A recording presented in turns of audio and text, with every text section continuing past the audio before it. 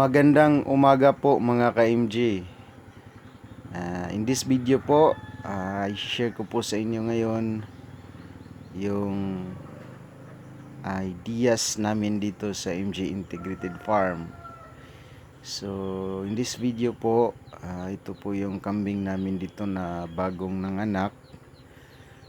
Days old pa po ito. Dalawa yung anak niya po.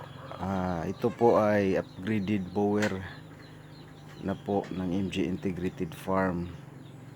So ito po yung isang anak, babae po, yung isa naman babae din. So dito po sa MG Integrated Farm, kung nakikita nyo,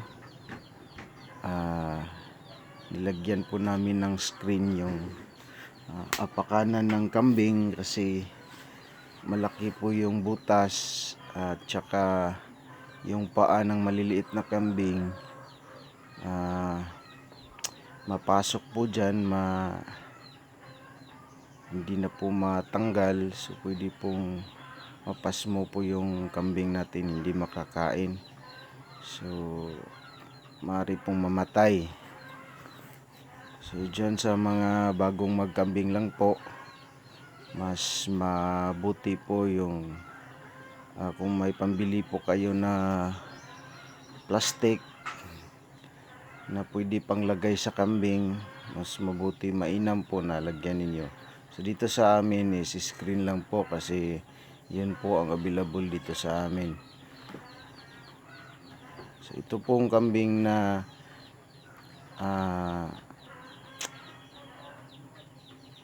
ito, bower po ito, upgraded bower.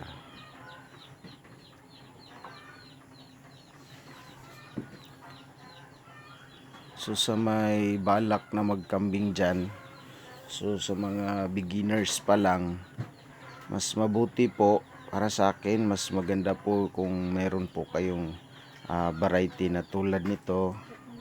Kasi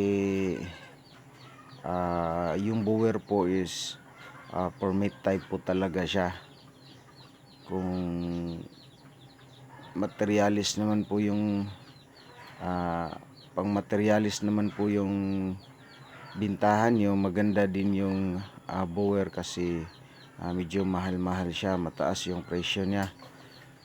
So mas maganda kung may bower kayo or mag-bower. Pero kung wala pong pambili, pwede po kayo dito bumili sa amin kasi medyo hindi kamahalan yung price dito sa MG Integrated Farm.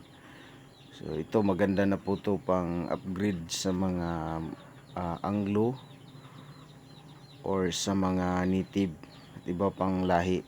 Mas maganda po talaga kapag may bower. So pwede po kayong mag-visit dito mga ka-MG sa MG Integrated Farm. Marami po kaming available ngayon, open for service po.